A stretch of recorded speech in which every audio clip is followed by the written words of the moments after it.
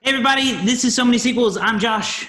I'm Andrew. I am Garrett. And I'm David. Today on the show, we are wrapping up our film review series on the Muppets. If you've been paying attention, we haven't covered every single Muppets movie, so this is not the last Muppets movie. Hopefully there's never a last Muppets movie. Oh boy. But today we are going to talk about The Muppets, the 2011 release that was kind of a Muppet revival of sorts after quite a long time without Muppets on film.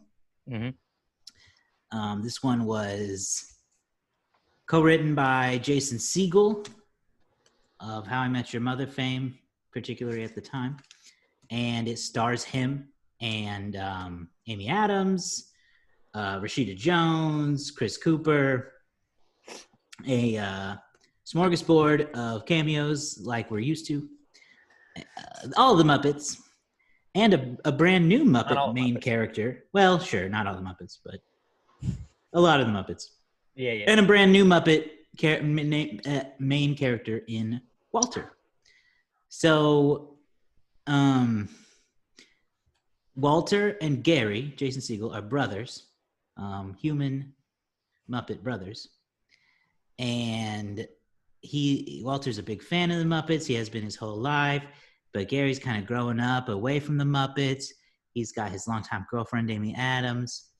They are going to go on a trip to Los Angeles for their dating anniversary.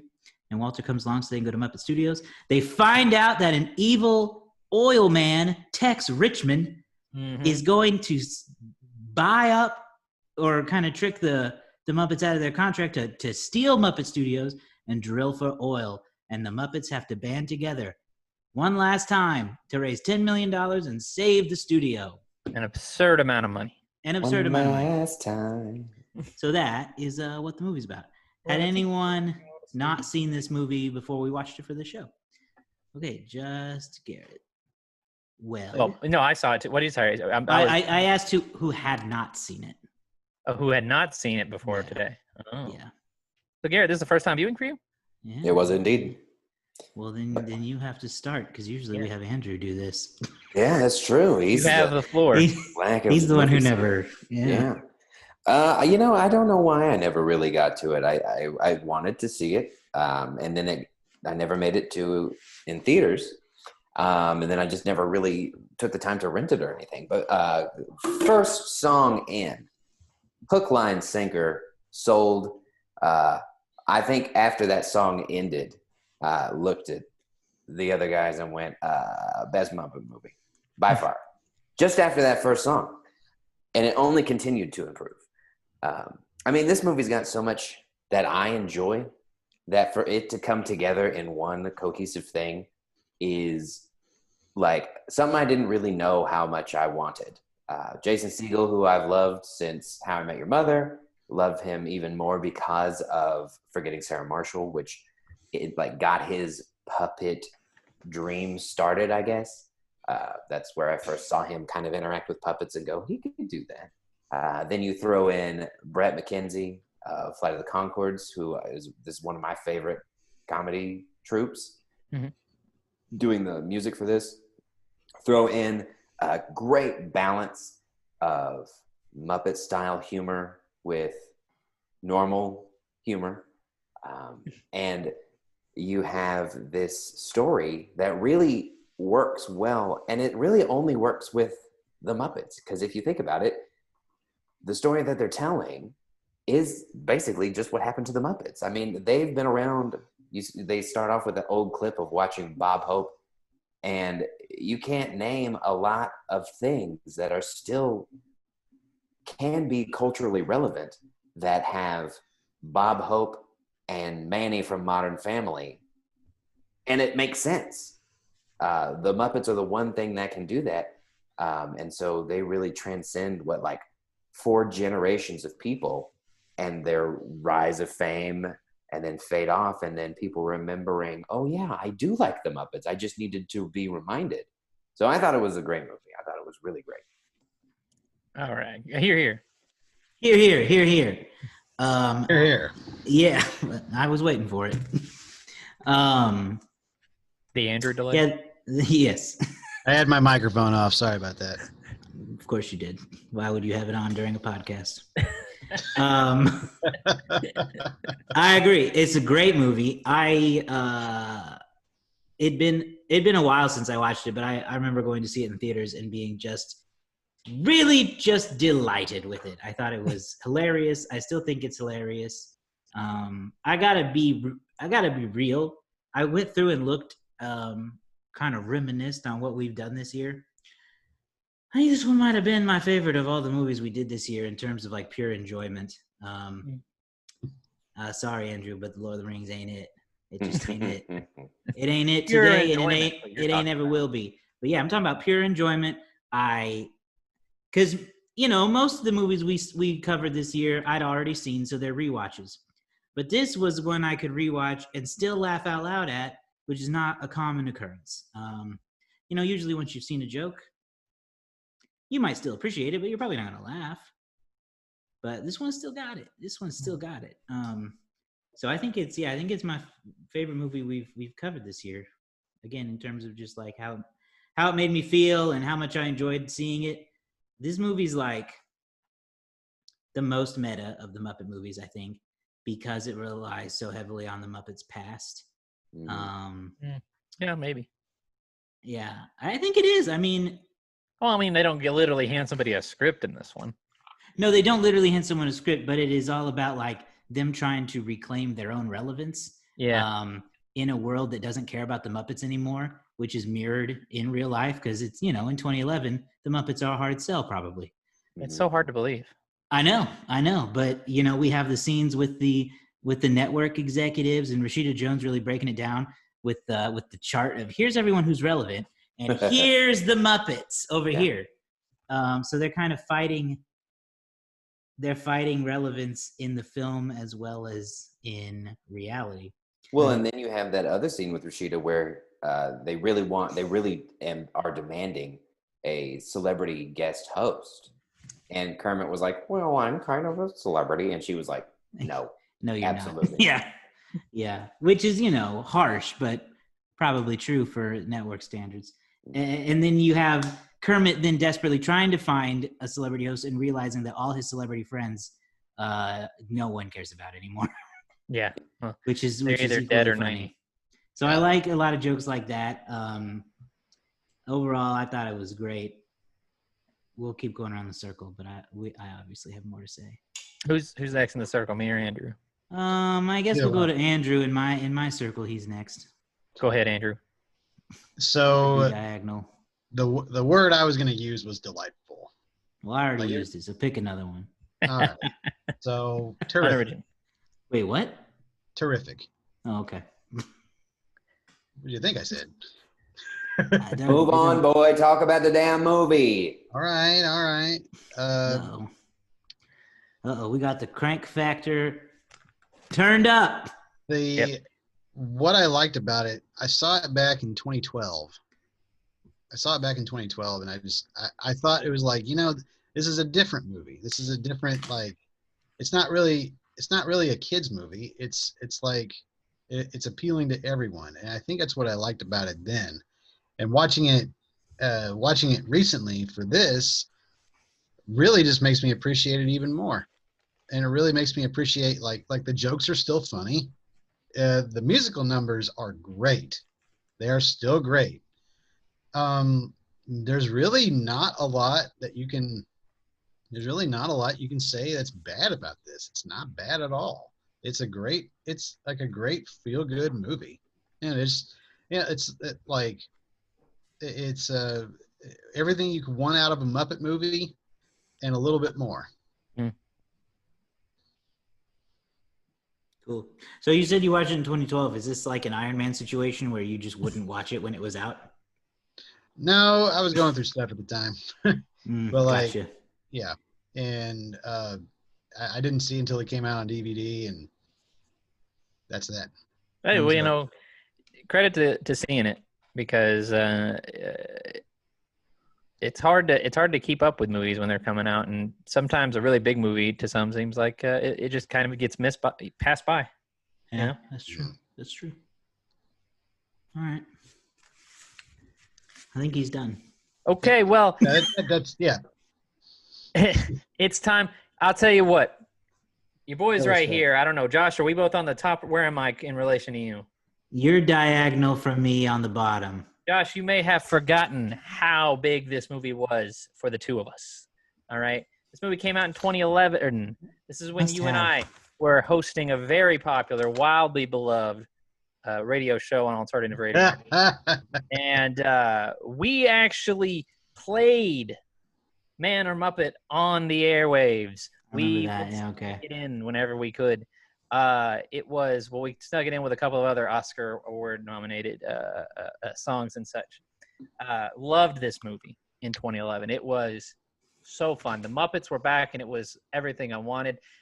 I say, like I said a minute ago, it's hard for me to imagine that the Muppets ever fell out of grace, because I remember being a preteen, and the Disney Channel had reruns of the Muppet Show, had reruns of Muppets Tonight. Like, it was very popular as far as in my household. And I would remember watching Muppet Treasure Island, Muppet Christmas Carol, watching bits and pieces of the Muppet movie. Like, I can't believe that, like, for a 12-year gap, people just suddenly weren't into the Muppets anymore. It was baffling to me, especially when you consider that Sesame Street, which is also Jim Henson product, has managed to stay relevant for that same amount of time. It's just so great to have them back, and I feel like this particular story, Let's Get the Band Back Together storyline, is the perfect story to tell in this situation where you haven't had these characters for a while and you need to reintroduce them to an extent to younger audiences. And it makes the older audience feel like, hey, I'm with them. I'm getting back together too. I haven't been with them in forever. Let's all get back together and do this. You know, it's a very charming, funny, and sentimental movie. Lays it on thick with the nostalgia. Maybe too much for some, but I think you kind of needed it when you consider that its last movie was in 1999, and that one, I'm not going to say was bad, but it didn't capture audiences. Audiences didn't really go see it very much, and it didn't really leave a lasting memory for a lot of people. That said, I do have so I love this movie, but I do have a pretty big critique, but I'll get into that in a minute. Who wants to talk about something else? Wow. I think that the sentimental stuff that you mentioned is relevant. There's like a duality there, because for Kermit especially, because he not only is trying to convince himself that he can win over the audience, but he also has to convince his friends. And so for him, there's a chance that he's not only rejected by the fans of which he loves so much, but also his friends of which he hasn't seen in who knows how long. Mm-hmm. And I think that the reality of the Muppets kind of falling out of grace, I think it's in a weird way a good thing for them, because they could have either fallen just out of grace, or they could have kept trying when nobody was really feeling it. Yeah. And sometimes you have to have a new person come in and inject some energy into it and be like, this is what the Muppets meant to me, and here's what it can mean, and how can I bring these together by honoring the original pieces, but making it a little more modern. And I think they did that with this movie perfectly, because you get that Kermit and Friends storyline, but you also have this, and sometimes they switch between A and B, which one's more important, the Walter, Gary, and Mary situation, because that is also a thing where it's like a very heartfelt story in of itself that ties in with the Muppets, and they kind of intermingle. And again, it's like a dance where like you're focused on this one and then you focus on this one, and then sometimes they go parallel. But there's such a connection between Gary and Walter that Mary is trying to be a good supportive girlfriend, but also feels neglected. Mm-hmm. And they all live in this like perfect Muppet world. And so it's like not cool to talk about your issues. And then as they go along, Walter gains more confidence, and Gary realizes all of the things that he's leaving behind. And Mary discovers that she can do things by herself and she can say what's bothering her, and it's good. And so there's not a wasted moment in this movie, because they just handle those storylines so well and they go hand in hand with each other. It was just really interesting and a lot of fun to watch. And again, the scene that stands out to me as far as like the Muppet bell curve is when you have Whoopi Goldberg, Selena Gomez, and the kid from, I don't know his name, Manny from Modern Family, because that represents, and there's like a hidden person, but there's like 4 generations there of people who have different relationships with the Muppets. You have Whoopi Goldberg, who, while she wasn't like, I don't think she was famous in the 70s when the Muppets were taking off, but she was a relevant person when the Muppets were. So she knows what the Muppets are, and that's great. And then you have Selena Gomez, who probably watched, like us, Muppet Babies as a kid, but that was probably it. And so, like, while she liked them, she didn't really remember them. Her agent was like, yes, you need to go to this. And he's the hidden other generation where it was like, oh my God, I love the Muppets. They're getting back together. Yes, you absolutely have to go. This is going to be big. And she's like, well, maybe. Okay, whatever. And then you have the current generation in Manny, who's literally like, are you a Ninja Turtle? I don't know who you are. Like, and that's so insulting to both Kermit and the Ninja Turtles. Amen. But Yes. This boy is a Modern Family, more like a stupid family. Kermit was like, I don't know who you That's are. not funny. I don't really know either of you. And so I just kind of liked that symbolic gesture there of, you know, those generations and their relationships with the Muppets. And then again, because they've been so irrelevant, even Kermit doesn't know who the modern day celebrities are. And I don't know. For some reason that scene really stood out to me. And Garrett, I want to give you a compliment. That was a very good point, that the Muppets really could have worn out their welcome during that same period that they were absent from film and TV. Mm-hmm. You know, in terms of new material, they were gone for 12 years. They could have made a couple more movies in the 2000s, and it wouldn't have been the same. You couldn't have done a movie where they get back together, at least not in 2011, and it have that kind of emotional impact. Mm-hmm.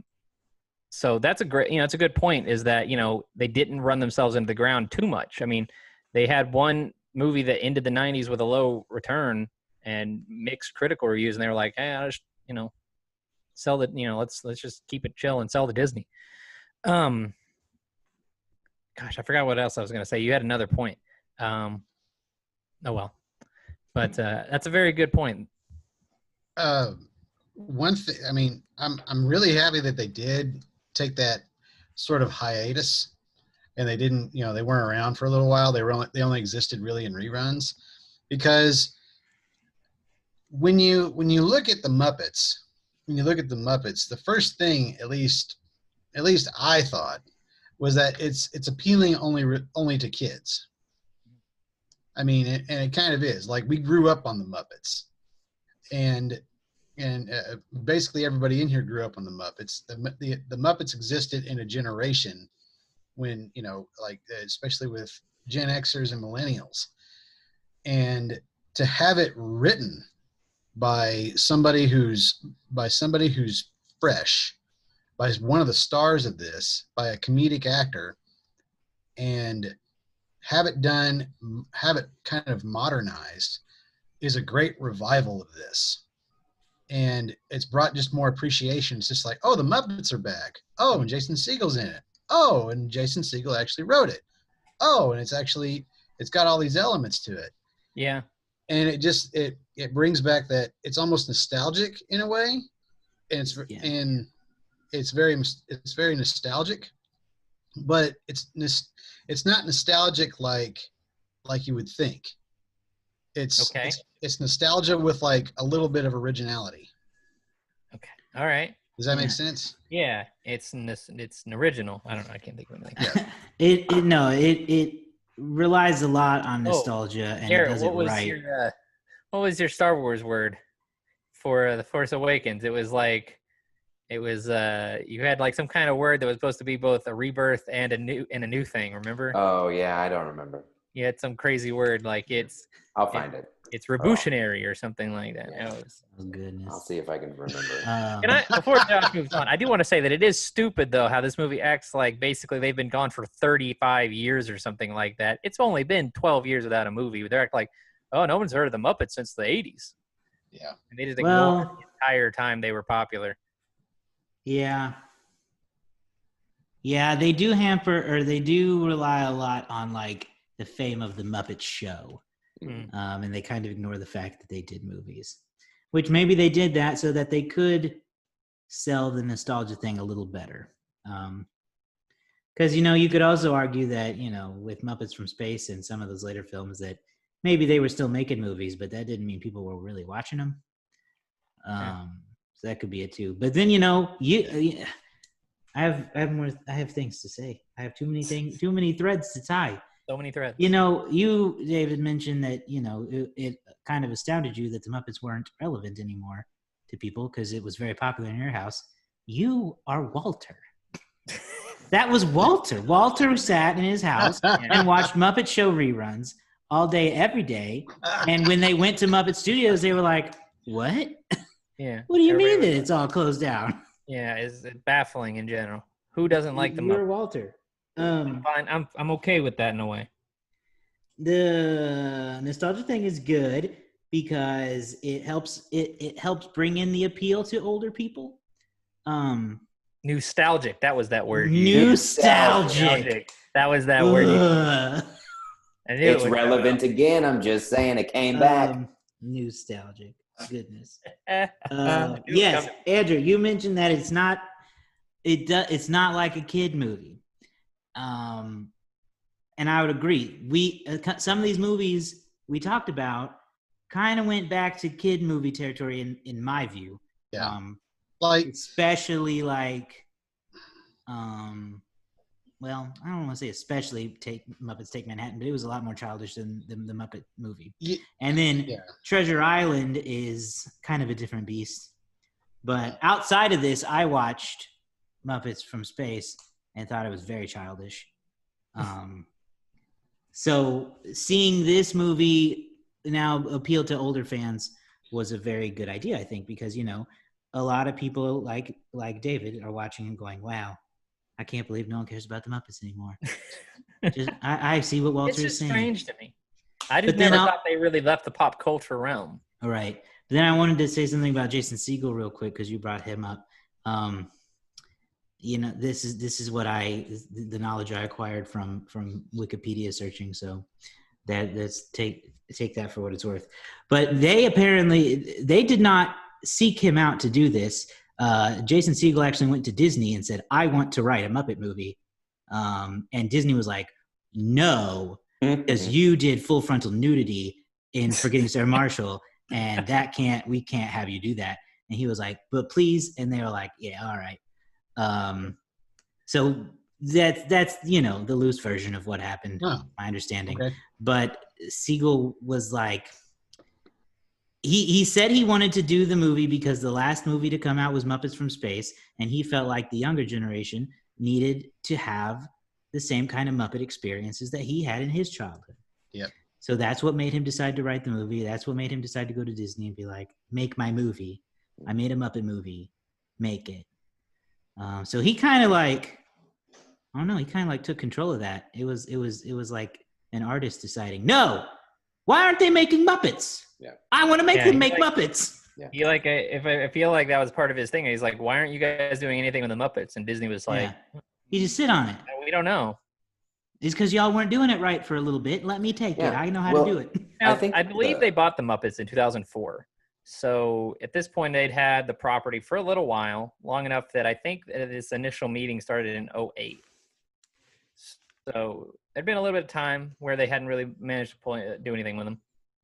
I think for me, the Muppets really shine when they interact with celebrities, real human celebrities. I think that is where they really shine from start to finish. Yeah. Even if it's just those little cameos, you bring back certain people. I mean, I got excited whenever Mickey Rooney showed up. Nobody's excited to see Mickey Rooney, but it was just so unexpected that was caught off guard and I reacted to it. And I think that is what this movie is trying to kind of make you remember. That's why they talk so much about the Muppets tonight, because I don't fully agree that the Muppets are mostly for kids. It is, but one of the things about the show is that it wasn't just for kids, it was family. Because again, you go back and the clip I'm going to stick with is Bob Hope. The kids probably liked Bob Hope, but back when the TV show was on, but that was for the parents. Mm-hmm. That was not for the kids. The Muppets were for the kids. Bob Hope was for the parents to watch that show with their kids. So it has always been family focused. With skews towards kids, yes. But bringing in those famous human celebrities brings in the parents because they go, they're funny. I'm going to see how they interact with the Muppets because that's a humorous premise.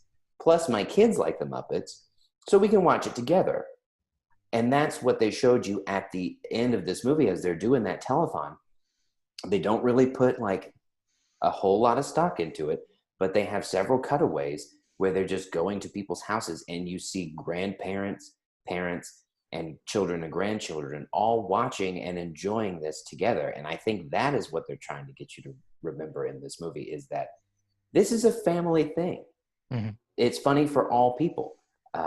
And now it's kind of switched to where in order for the Muppets to be relevant, they have to have those human celebrity guests. But this time it's in reverse, where the kids will watch it for Selena Gomez and the parents and grandparents will watch it for the Muppets. Because that's who they know, and the kids know the celebrities. To an extent, yeah, I think you're right. I mean, the Muppets have always been targeted towards family, and I mean, there was a time where the Muppets were meant to be targeted towards strictly adults. But it was definitely like, I mean, the guests they had back in the day, there would be like 2 or 3, during the run of the Muppets show that were like for the kids. Like they had Mark Hamill on, they had Christopher Reeve on, but like they had like Milton Berle, John Denver, Don Knotts, Elton John. Like these were like real celebrities. These weren't just like kid celebrities of the 70s and 80s. Mm-hmm. And you get that here too. Jason Segel's not a kid celebrity. Like teens know him. No. And so maybe your target is more like teen, but that's like, even in some of the movies they did, they had Steve Martin. He's not necessarily a kid celebrity. So like it's supposed to appeal to the whole family. And I feel like it does that here really well, like you said. Yep. Yeah, and the telethon plot point was the perfect excuse to load the movie with cameos. Yeah, Jack Black's particularly funny in this one. He is particularly funny. Jack Black borderlines on not being a cameo. I honestly don't think he is. Yeah, I think he's a straight up cast member because he's pretty prominently featured as far as the celebrities go. He does play himself, but he's Animal's court appointed sponsor. He shows up a few times, and then Miss Piggy and the gang kidnap him, and he becomes the under duress host of the Muppet Telethon. So when I was trying to think earlier about what my favorite cameo was, and I thought Jack Black, and I thought, man, I think he's in it too much to be a cameo. Yeah, I think he is. Yeah, it's not a cameo. Oh my God, that whole kidnapping scene where Piggy and friends had kidnapped Jack Black, and then they go to Kermit and they're like, "You inspired us," and he goes, "To kidnap people?" Oh my God, Kermit was the only one that was upset about kidnapping a celebrity or having the Muppets Theater destroyed and getting rid of the Muppet name. Kidnapping a celebrity. He was the only one that was concerned, and it was so dang funny. And I said after we were done, if I were Jack Black, I would continue to play that character the same way of like, no, those dang Muppets kidnapped me to do that. I don't know why everybody thinks it's a movie, but that's the way that I would play that. When he first opens the door and he goes, "Animal, what are you doing, bud?" He's like, "Acting naturally." Huh? So who are the favorite cameos? Mickey Rooney. Mickey Rooney, that's fine. Mickey Rooney. No, not Mickey Rooney. I liked Emily Blunt's Emily Blunt's Em- cameo. Emily Blunt is a top tier one for me. I thought she was Yeah. very funny in that role. One It, sec. she reminded me of her role in The Devil Wears Prada. Because she was also a I secretary. think that to- was. I think that's what they were going for. Yeah. I don't know how anybody can look at this movie and not say it was Jim Parsons. I was Parsons was thinking good. Jim As Human Parsons Walter. was very funny. Yeah. Right at the peak of Big Bang, Exactly, popularity. exactly. Jim Parsons just walks into a Muppet movie and you go, of course. Yeah. I always love me some Kristen Shaw. She's funny. She's very, Very funny. funny. There was a hot second of John Krasinski too. Yep, he's in there. For Literally a hot second because he's a Yeah. beautiful man. Neil Patrick He was Harris. only in there for like a second. Donald Glover makes a brief appearance. Oh, Donald Oh Glover. yeah, I forgot about him. There's so many good ones. Yeah. Some of those ones, like, is where I question, like, is Donald Glover in 2011 a celebrity cameo or is it just a small role for him? I can't decide. He's not Childish Gambino mainstream name yet. He is Childish Gambino. Community had its peak at that point. Community wasn't at its peak till now. I don't think Community had a peak. Yeah. So yeah, I don't know if Donald Glover's it ended by 2010. Am I reading that right? I don't remember, honestly. Yeah, I can't it remember ended when it went to Yahoo. Like 2013, 2014. Uh, Because it only lasted 6 seasons. Because another cameo that I enjoyed that I was debating whether or not it is one, but I think it is Ken Jeong as the host of Punch Teacher. Because he was well past his Hangover fame at that point, so he was pretty big. Galifianakis was in there as Hobo Joe. Hobo Joe. Brief appearance too. Yeah, Punch Teacher. He did come back at the end in the credits, though. He did. Yeah. So there's a lot of great cameos in this movie. No doubt about that. Okay, I always forget where I want to go next after I start talking about one thing. Yeah. Is it time for criticisms? It could be. Y'all can skip me because I don't have You any. can skip me. Of course you do. So a couple songs I wanted to point out. Obviously, Man or Muppet is Oscar winning, so I don't think we can add anything to that hasn't been said over the past 9 years. So much fun. But Life's a Happy Song is great. Mm-hmm. Pictures in My Head is Oh my God. really yanks at the heartstrings. It does. Kermit gonna make me cry. Yeah. I'm honestly surprised I did not just burst out into tears. Surprised you didn't either. It's very much about like not being friends with your friends anymore, and that's a very Garrett song. It was very close. I was very close. There's also I thought Me Party was pretty fun, which is hard. If you've been watching this series, it's hard to sell most of us on Miss Piggy doing anything. But her addition to that song, or her duet with Amy Adams on that, was good. And while this is a new Miss Piggy, it is. Before we get to the criticisms, I was going to say I actually thought Miss Piggy was handled pretty well in this movie. Agreed. I did not find her extremely annoying like I usually do. I agree. She was still annoying, but in a manageable way. in a manageable way. And there was a little bit more nuance to the character here, I felt like. Exactly. She had changed. She and Kermit have split when this starts. She's her own strong, independent woman now, the editor of Vogue. What? Oh yeah, Madonna. She's living in France. Mm-hmm. She's killing the game, and she kind of then has her reverse kind of arc that she was used to, where she's now brought back to Kermit. I was going to say, this movie, we talked about this toxic relationship way back when we talked about the first Muppets movie. Yeah. This movie finally made me understand what the real crux of this relationship is, right? So you have Miss Piggy, who is a character who cannot put anybody ahead of herself. She is, and there's a lot of people who value that these days.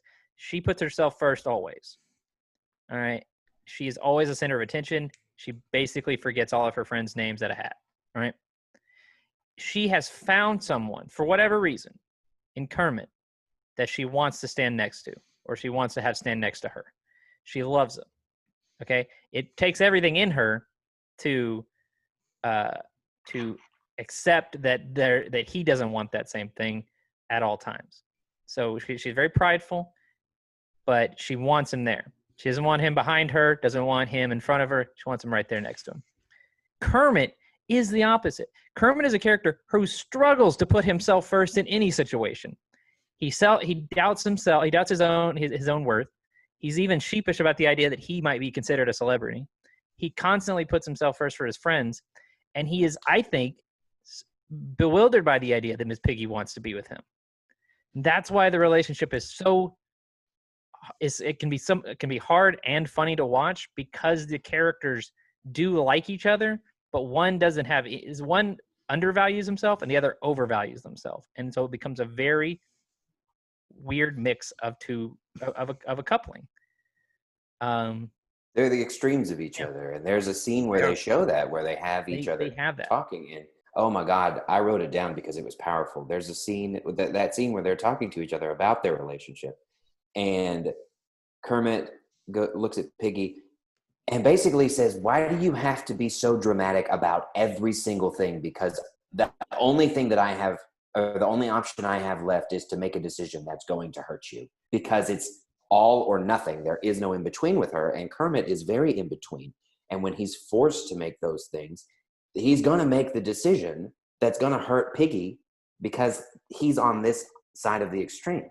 So that was a really powerful scene. And for him to just outright say that, I think I said Kermit just laid the smack down because he opened the door to Piggy. And then you understand what Piggy's perspective is. I obviously lean more towards Kermit, so that was a more impactful phrase to be said than what Piggy said. But both of them had their moment to explain their relationship with each other. Mm-hmm. Yeah, I mean, she has a great line where she says, "It's always we need you, and it's never I need you." And like, would it hurt you so? Would it kill you so much to just say, "Piggy, I want you back"? And finally, they get that at the end. They sort of come together, and it's the best. I think this is one of the better versions we've seen of them as an on-screen couple, in terms of being honest. But yeah, this is also like we started to mention. This is a new performer playing Piggy. Frank Oz retired in 2001. So this is Eric. I think it's Jacobson, or it could be Jacobus. I don't know how it's pronounced exactly, but I think it's Eric Jacobson is playing Fozzie Bear and Miss Piggy. I don't know if that played into it or not. I don't know how much creative input he has or what, but I felt like Miss Piggy was a lot more manageable here. It's good. I thought it was quite good. Mm-hmm. I want to add who my favorite cameo was. Oh, okay. You didn't Andrew say it DeLay already? No. I kind of blanked for a second because I'm like, I forgot he was in there, and it was Dave Grohl. Oh yeah, Dave Grohl is the drummer. I love Dave Grohl as the drummer. He just the hotel. The Muppets. The Reno with the Muppets. The Muppets. Waka waka. I'll let David get to his criticism real quick, but I just want to bring it up again. Just the music itself. Brett McKenzie, if you don't know Flight of the Conchords, a lot of the music in this is very Flight of the Conchordsian, especially Manor Muppet. So it makes me really happy that that's what he won for, because whenever that song started playing, I immediately thought of one of the songs they have called I'm Not Crying, where basically they are crying, but they make up reasons why they're not. So one of the things is like, I'm not crying, it's just been raining on my face.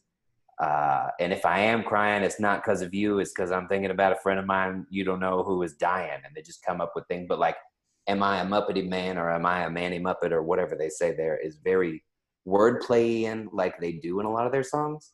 And it really was enjoyable to see those Flight of the Conchords elements put into the Muppets. Yeah, what was his name again? Brett McKenzie. Brett McKenzie. Okay. Yeah, very good. There's actually a really interesting blog post by him when this movie came out, talking about what it was like to write for the Muppets and what it was like to write for a big company, as opposed to kind of what he had been doing, which was much more independent. But Disney has rules, like there's certain things you can't have in the movie. And then the Muppets themselves have their own rules. He had written a line about Kermit in the Pictures in My Head song was going to reference, I remember when I was just felt. And the Muppet people were like, whoa, no. Kermit has always been Kermit. He was never at any point felt or ping pong balls. The Muppets were not at one point just construction material in their universe. So no references to them being puppets or them being made of anything other than being frogs or being bears or anything like that. Yeah. So he did the music for Muppets Most Wanted too. So he continued to work with Muppets. And I think it's great. I think he has a real flair for it. Yeah. So my criticism, we actually almost backed right into it. I have two primary criticisms with this movie. I'll do the long one first. I feel like this movie puts a little too much. We talked about it earlier, how there's sort of a dual thing here with Gary and Mary's characters and Walter and the Muppets themselves. I think there's too much in what's going on with Jason Segel and Amy Adams. Most of the Muppet characters in this movie, outside of Kermit and Piggy, and I had to look this word up to make sure I was using it right, feel like distant monoliths. Like, here's Fozzie, here's Gonzo, here's all the other characters. They just awash in the background. Those are the Muppets. Hey, Fozzie, he tells jokes. He's a funny bear. That's all he does. Gonzo, he does stunts. That's all he does. We're not going to give you much for them to actually do. Kermit and Piggy really get to kind of explore what their life has been like since they split up. But all the other characters, it's like, they're just the same. You know who they are. It doesn't really matter. And I kind of, there's a part of me that dislikes that, like the Muppets for the most part feel like they are tools to this romantic comedy that's going on between Jason Segel and Amy Adams. And as entertaining as it is, it's like, why can't we do more with the Muppets themselves? The road trip where they go to get all of the Muppets, I feel like is really fun, but I feel like they could have had even more fun there. Like they even say, hey, let's get the rest of these guys in a montage. Because nobody cares about, the rest of the Muppets. We got Fozzie, we got Gonzo. Let's just speed through the rest of these. So it's not like I'm going to still give this movie a very high review, but that's one of the things that in 2011 when I watched it, didn't even think about it. Watching it now and ever since we've started doing these reviews, I kind of notice these kind of things more. Is that I feel like there's clearly an element here of Jason Segel wanting to giving himself quite a bit to do, and I don't feel like when the audience is when you're trying to tell the story of getting these old characters back together, they should have spent so much time on these new characters that we're never going to see again. Walter, I'll give you, because they did continue to use Walter in Muppets Most Wanted, and he has shown up in Muppets Now. I can't remember if he showed up in the ABC show. I don't think he did though. But I don't know. What do you guys think? Is that a valid complaint, or am I overreading that?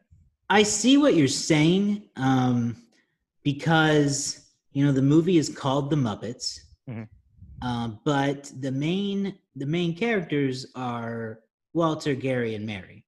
It's their movie. It's not the Muppets movie, but they've done and called it the Muppets. So I think it is kind of a hard thing to talk about, because it is such a small thing, because like you said, you watch it the first time, you really don't care. But when you think about it longer, you're like, okay, it's not really a Muppets movie exactly like we're used to. It is a movie about Walter trying to find a way to be himself and to belong in a family unit. And it's about Gary trying to let go to an extent of his relationship with his brother so that he can grow one with Mary. And then the Muppets are kind of just a bit of a plot device to keep that going. So I acknowledge what you're saying. I don't think it's incorrect. But I don't think it's necessarily a bad thing. Like I said, it doesn't drag the movie down really for me at all. I'm still gonna give this a really high review, a really high score, but it's just something that I don't know. It started to actually bother me once I realized watching it this time that if anything, like you said, I'm Walter. We as the audience are from the perspective of Walter. If you've come to this movie, there's an element of Walter in you. Yeah, You it could love just the be. Muppets, you want to see them, but he idolizes them so much, and we actually get so little of him kind of getting to know them. True. A lot of the getting to know them that he does happens either off screen or we see it through Gary's eyes. And it's like, it would have been great to see Fozzie maybe has lost his comedy his confidence, and Walter helps him get through that. Gonzo has lost, maybe not lost something, but maybe Gonzo feels like something's missing, and Walter helps bring that back because they're finally getting to perform for a fan again. We do get a little bit of that where Walter says, hey, I used to watch you as a kid do this thing where you recited Hamlet after being shot out of a cannon, and it really inspired me. And Gonzo, he rips the stuff off, he's back. That's a good moment. I would have liked to have seen more of that type of thing, as opposed to having to watch some of that from almost an even more removed position than we already were. I follow. What do you think, just Gary? I don't feel that. Am I overdoing it? What I have felt for the last 4 movies, where nobody gave Rolf any damn attention and love. Listen, he had one of the best moments of this movie. Yeah, whenever he was like, "Why didn't I get to see my story? I think it was a pretty good one." And then they cut back to it, and it's just him laying in a hammock in his Kermit going, "Oh, we're gonna get back together. You want to join?" Yep. And that was hilarious. Very Classic. I love Rolf, and the fact that he has been underrepresented in We're going to talk about an underrepresented in a minute. Not cool. I find it's just so strange to me that you're so into Rolf. I love Rolf. He's just chill, great. man. He's just chill. He's great on that newest show they did. Well, that's good. Yeah. So here's that was my minor quibble. Are you gonna say something about the damn prawn? You are. How very dare you, sir? All right. Here's the worst cameo in the movie. Oh no! Pepe the King Prawn.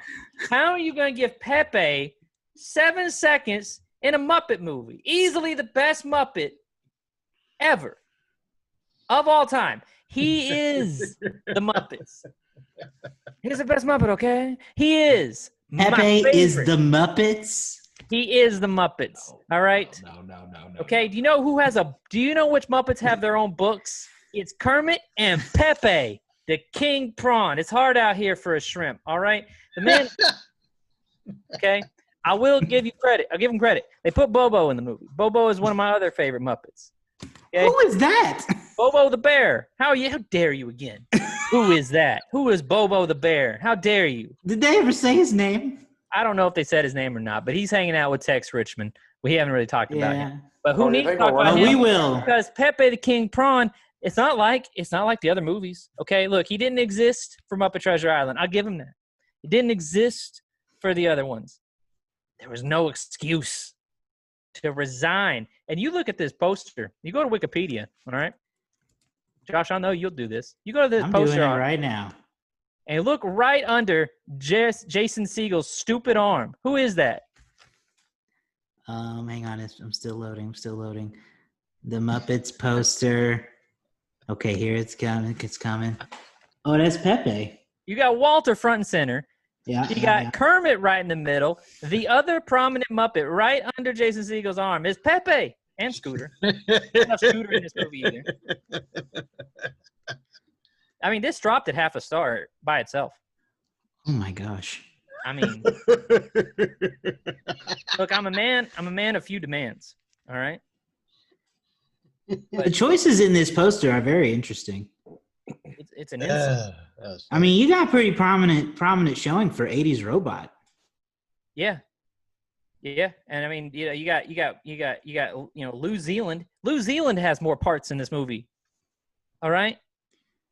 Y'all couldn't even tell me which one New Zealand is, could you? You're going down a hole that we have never seen. Nope. I don't blame you, because New Zealand is a nobody. Yeah, come at me, classic Muppet fans. He's the one that throws the fish. Nobody cares. Meanwhile, Pepe is one of the biggest hits of the 90s. It's 2011, baby. Yeah. I don't love it. I don't love it. Wow. Well, I mean, I get Clifford wasn't in it. I get that. All right, I get it. But whatever. Clifford, he's the purple one. Big purple one who hosted Muppets Tonight. Okay. Watch his interview with Arsenio Hall. You'll laugh your ass off. Yeah, I bet. Wow. Whoa. I don't know that we've ever gotten that out of you in this entire run of you being on this show. Very, very passionate about Pepe. Clearly, I did not know. I did not know what I was doing when I asked about the damn prawn. Well, and after the meek reaction I got to my other criticism, I knew I had to dial it up. Yeah, well, your other criticism was like kind of valid. It just didn't take away from it. Kind of valid. What is kind of valid? This is more valid, really. All right. It just is a matter of what kind of Muppet movie you wanted. I wanted a Pepe. I know you did, and I got. Luckily, I get it. I got the Muppet movie I wanted, and it wasn't Muppets from Space. Muppets from Space is the movie where Pepe shines. So I have to leave it there. He's also great on the ABC Muppets show, which we've talked about before. We all enjoy it. Yeah, I thought it was quite good. You did mention Tex Richmond real quick, and I just wanted to go back to him for a second because he's great. Chris Cooper is great in the role, but his best part is when his song is so good. Oh my God! Yeah, it's kind of weird. His weird rap is fire. It's very fun. Came out very of strange nowhere. though, because he chastises Deadly and Bobo because they were singing together again earlier, and then he has like a whole rap number. So I don't know where his policy on singing really lands. He just didn't like that song. Yeah, his own song about himself is great, according to him. Singing in my office unless it's about me. Yeah, him and the Muppets are the bad guys. His maniacal laugh. And then to give credit, when Bobo was like, "So you think we're working for the bad guy?" Yeah. That was very funny. Yeah. Great.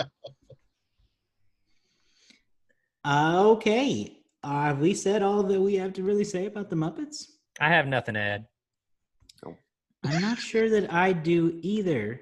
No, I don't think so. Have nothing. You never did. I always do.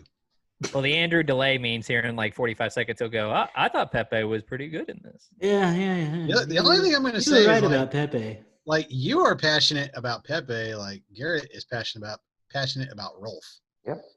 Yes. Everybody has a real favorite. Everybody diss on Rolf. And both are bizarre choices to Andrew and I. Ralph playing the piano. He's cool. Well, it's because Andrew's favorite is Dr. Teeth. Exactly.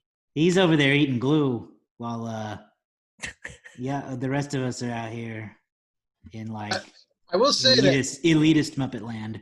Like, watching these, my favorite Muppet has changed. It's now Rizzo. I love Rizzo. Rizzo's great. That's a better choice than Dr. Teeth. Rizzo is also really good.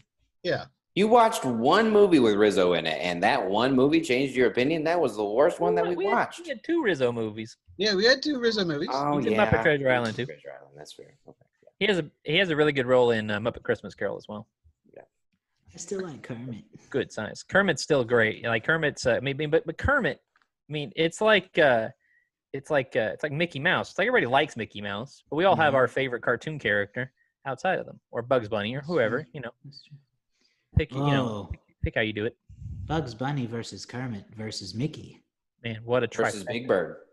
Why not throw in Big Bird? He loses fast though. Versus one hell of an alley fight. Yeah, I want to see Bugs versus Kermit versus Mickey. This is the bracketology we need. Showdown. We need frontmen. Yeah, the greatest cartoon characters of all time, down to the greatest. Okay. Well, how about those box office numbers? This movie made a lot of money. This movie did. And on a very small budget. $40 million is what they set out for this Muppets movie. And would you believe it made it back in its opening weekend? Wow. The Muppets 2011 opened up in November 23rd, so that's Thanksgiving weekend, and brought in $41 million at the number 2 spot. So beating it with $61 million that weekend was Twilight Saga: Breaking Dawn Part 1. There's a mouthful for you. It was one of 5 movies to open up that weekend. Thanksgiving weekend. Big one. So you had Twilight at number 1, Muppets at number 2, Happy Feet 2 at number 3, brought in 18.3. Arthur Christmas came in at number 4 with 16 mil. And then Hugo brought in 15.4 million in the number 5 spot. So that's for the full Thanksgiving weekend. If you want to break it down to just like the Friday, Saturday, Sunday, all the numbers, all the rankings remain the same, but the 3-day total for the Muppets was 29.2 million. For anybody who cares about that level of specificity. In total, the Muppets would go on to make 88.6 million domestically. So that doubles its budget right there. Overseas, just a little less with 76.5, giving it a worldwide total of $165.1 million. It is, I believe, whether you adjust for inflation or not, the highest grossing Muppet movie in terms of worldwide numbers. Only the original Muppet movie comes close in terms of domestic numbers. All the other ones, I mean, they all perform fine. They all made for the most part made back their budget for their day. But the Muppets in general aren't like a big box office draw. So I mean, that's a part of a reason why they don't like release it. They're not blockbusters or anything like that. Most of their releases come in that November, December timeframe. If we travel back to 2011, this was back when, like I said, when Josh and I were rocking the airwaves. Garrett was a young, avid music listener, setting the music, telling us what we can and can't play. Andrew was 75. Andrew, I don't remember what Andrew was doing at this stage. Andrew, were you you weren't had you graduated by that point? No, I was a senior in my last semester. There you go. So you were very close. In his last semester. Didn't even have that knee replacement yet. He was a senior citizen in his last semester. Oh, you all go. So we go back to 2011. Like I said, this was a pretty big year. Domestically, the highest grossing movie was Harry Potter and the Deathly Hallows Part 2. At number 2, you had Transformers: Dark of the Moon. Number 3, Twilight Saga: Breaking Dawn Part 1. At number 4, The Hangover Part 2. And at number 5, Pirates of the Caribbean on Stranger Tides. So 5 sequels. Top 5 for the domestic charts that year. A very good list. And you said it was or wasn't? It was not. I agree. If I look at it here, oh gosh, that's actually a book adaptation. The highest grossing original movie that year would have been, I guess, Super 8. Nice. With number 21 spot with 127 million. I was going to say the highest grossing non-sequel would have been Thor, it looks like. So if you move to the worldwide charts for that year, everything's the same except for at the number 5 spot, you have Mission Impossible Ghost Protocol. That'll do. Finally, excuse me. Very sorry. Bless you. I meant to mute the mic before I did that. If we look at some other good movies from 2011 that we've already done, you can always go back and listen to our review of Cars 2. I wasn't in that, but I'll give my review now. It was garbage. You also had, what else have we already done? Oh man, we missed out. We Alvin and the Chipmunks Chipwrecked came out that year. Ugh. I'm not seeing anything else here that we've done in 2011. So 2011 is a relatively unvisited year for us. Cool. And Andrew, the Best Picture winner of 2011. The Artist. There you go. Didn't like it. Not a good movie. I mean, hasn't lived up very well. It is what it is. I don't know. It was very interesting for its time, The Artist. But, yeah, I don't know. I've not rewatched it since. I don't know how it held up. Overrated. The only good thing about that movie was that John Goodman was in it. I appreciated the idea, though. Let's go with that. Yeah. I appreciate what they wanted to do. Sure. Who's running? Sure, those are your childhood movies. Shouldn't you love it? Oh yeah, you do like you are the Grew up the silent film. Grew That up was his Muppets. watching all of those movies. Not hearing them, but watching them. For sure. Yeah, but no. All right, who's running the game? You. Hang on. Oh, it's me! It's you. Yeah, Josh, you won last week. So Dang you're it. winning the game. That means I can't win it this week. No, can't. And you don't need to win it. In it Okay. to win it. Well, let's hear those guesses. What y'all think it's going to be? I'm gonna say What were you gonna say, David? 3.8. 3.8. Get it in I before am- Andrew does. I am gonna go. That's 4.1. true. Getting in the first one is the key. You say 4.1? Yep. Okay. Oh my God. First guess sets the stage for the other two. I don't know. It's really good, y'all. And this is my first time, so like I'm riding that new movie high still. I'm gonna jump up higher and I'm gonna say 4.3. 4.3. Okay. We got a 3.8, a 4.1, and a 4.3. The Muppets movie has it's been watched by 106,000 Letterboxd members. That's a lot. That's a lot of members. And it's average score on Letterboxd is going to, first of all, the winner is going to be Andrew. No, wait, I'm wrong. It's David. Yay! Oh, what an emotional roller coaster there. Yeah, sorry A about prawn that. cracker. I Steve Harvey the results for a second there. It is not David, or it's not Andrew. Don't get too excited. It is David. The final score is a somewhat surprisingly low to me, 3.4. Oh, wow, that's very low. 4. 3.4. 3.4. Wow. That is low. Yeah, 3.4. To be exact, it is 3.43 based on 46,000 ratings. Interesting. So, Yeah. I kind of thought I was aiming too low with 3.8. I felt like mine was, I don't know. I felt pretty good about it. Yeah. This one really threw people, I think. Or Pretty threw good. people being us. Tell you what, I needed that win. So the overall scores, I'll read them out to you real quick. It is Josh in the lead by a lot with 8. It is Garrett and I tied with 6 now, and Andrew pulling up the rear with 5. All right. That was my first win since Star Trek Insurrection. Wow. That's Interestingly quite enough, we all won one of the Muppet movie ones. Each of us got a Muppet movie one. Everyone equally. Just for fun, the Muppets on Rotten Tomatoes has an incredible 95% from critics and an 80 from audiences. See, that's what I looked up too, and I thought, wow, if it's 95% on Rotten Tomatoes, it has to be high on Letterboxd, I would think.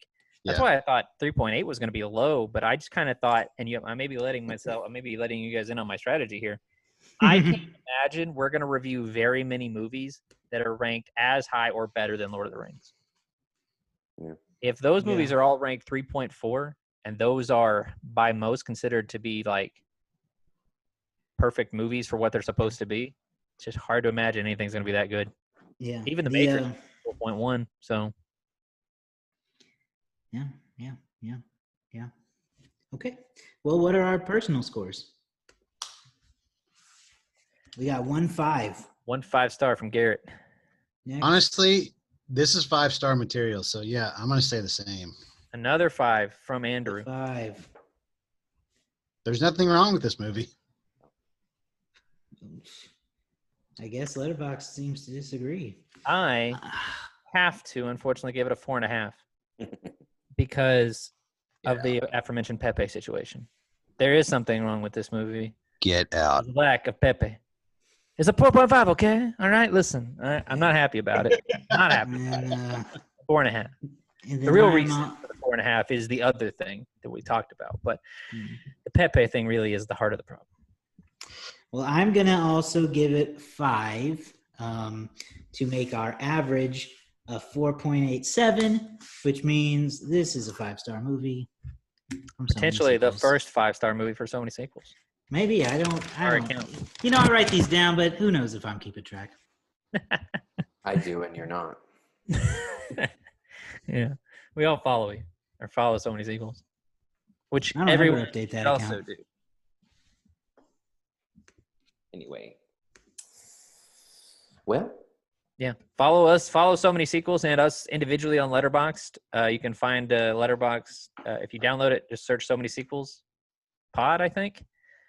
And then I'm Josh SMS or I'm David SMS. And I don't remember you guys. You guys are just like Josh. Your names. Yeah. no creativity there for me. Andrew. That's it.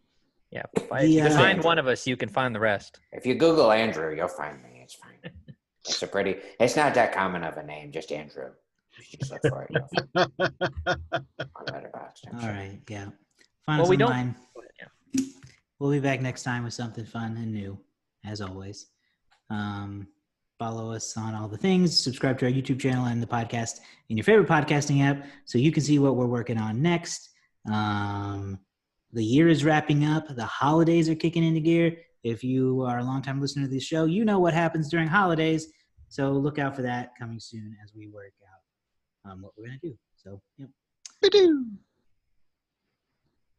That was weird. Okay. I'm just going to let that be the end.